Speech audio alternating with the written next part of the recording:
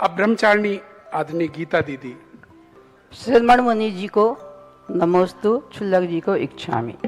जो बाग लगाया है मैंने, जो बाग लगाया है हमने, वीरान नहीं होने देंगे। जो महल बनाया है हमने, शमशान नहीं होने देंगे।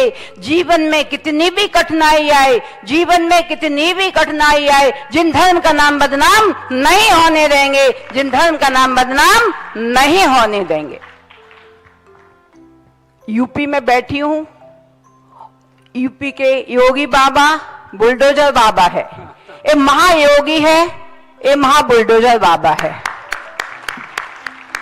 इनने जहां बुलडोजर चलाई, जहां जहां खंडर, जो खंडर थे, 100 साल पुरानी धर्मशालाएं थी, उन खंडरों को होली डे, मेरी डे, ताजमहल जैसा बना दिया। आगे बात समझ में, होली डे के भाई हो तुम, कैसा, और एक खंडर देखो कैसा। मैं नहीं कह रही, दुनिया कह रही, मैं नहीं कह रही, दुनिया कह रही। बता दूं क्या कह रही? मैं नहीं कह रही, दुनिया कह रही। क्या कह रही बता दूं? बुरा तो न मानोगे। ए आगरा वालों, ये चतुर्मास कैसा हुआ है? ये चतुर्मास महाराज जी का कैसा हुआ कि यहाँ तो एक चेरनी हथौड़ा भी नहीं लगा। ये क्या है? कौन सा अतिशय है? इतने धर्म ध्यान में, शुक्र ध्यान में लीन हो गए कि यहाँ आराम परिग्रह करने के लिए फुर्सत नहीं। शायद ये व्यंग है, दुनिया का व्यंग है कि इतने निर्विकल्प हो गए कि यहाँ एक छेनी हथौड़ा भी नहीं लगा। और कितना भयंकर वाला खंडर है जिसमें वहां सांस लेने ऑक्सीजन भी नहीं है, ऐसे कमरे हैं, वो भी ऐसे के हैं। ए बाबा का, महायोगी का बुलडोजर क्यों नहीं चला, क्यों नहीं चला, क्यों नहीं चला? मनोज जी आप ही बताएंगे या प्रदीप जी बताएंगे क्यों नहीं चला? और जहां जहां चल गया, जहां जहां चल गया, वहां वहां जाके आप देखना, मैं नहीं बोलूंगी। Holiday, merry day, Naveli चले जाना, चांदखेड़ी चले जाना, गोलाकोट चले जाना, वहां पे यात्री आते हैं, दर्शन करते हैं। दर्शन करने के बाद वहां के बच्चे बोलते हैं, मम्मी अभी मैं यहीं रुकूंगा, मम्मी आज और अपन यहीं रुकेंगे चांदखेड़ी। मैंने कहा यार तुम्हारे बच्चे इतने धर्मात्मा हो गए। बोले नहीं, धर्मात्मा नहीं हुए, यहाँ के जो कमरे हैं ना वो अच्छे लग रहे हैं बच्चों को, इसलिए वो यहाँ रह रहे हैं। आई बात समझ में मनोज जी? आ गई ना पूरी?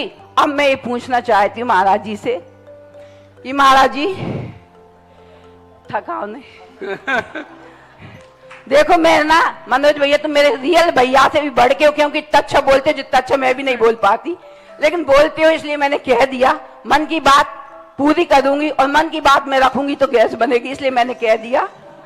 अब मैं ये चाह रही हूं, अब पछताए क्या हो, चुड़िया चुन गई खेत। नहीं चुनी, मैं कह रही हूं अभी नहीं चुनी, अभी भी तुम्हारी नगरी में है, तुम्हारे ग्राम में है, नगर में है, अभी आंध्रा की सीमा में है। ये मौका है, सौभाग्य है, होली डे बना लो। तुम्हारी होटल होली डे तो मात्र धन कमाने के लिए आएगी। अगर ये होली डे जैसा बन जाएगा तो हजारों यात्री हजारों साल तक यहाँ आके धर्म ध्यान करेंगे। मैं महाराज जी से ये भी पूछना चाहती हूँ कि महाराज जी धर्म ध्यान करने के लिए क्षेत्र भी आवश्यक अनुकूल होना चाहिए क्या? एक संख्या ये है।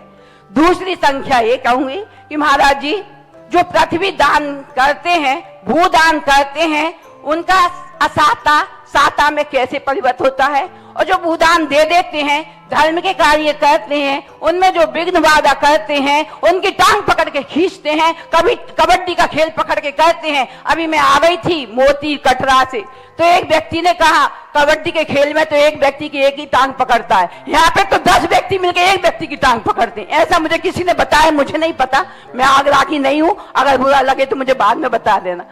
अब महाराज जी मैं ये पूछना चाह रही हूँ, जो पाप करते हैं, नहीं जो धर्म में अड़ंगा डालते, अड़ंगा का मतलब जानते हो? बीड़ा, विघ्न, अंतराय, विघ्न डालते, उनको कौन से कर्म का बंध होता है? एक उदाहरण से समझूंगी, मेरी कम बुद्धि है, उदाहरण चाहिए मुझे।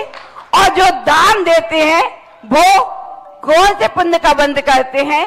नमो। एक बात और कहूंगी 94 की, क्योंकि यहाँ पे पंचकल्याणक में मैं थी, जब मैंने देखा, मैं थी तब मैंने देखा, आंखों से देखी बात बोलती हूँ मैं, ऐसी वैसी सुनी, ग्रंथ पढ़ने की बातें नहीं करती, क्योंकि आजकल के बच्चे पुराणों कथाओं पे विश्वास नहीं करते, आंखें देखी बात बताती हूँ।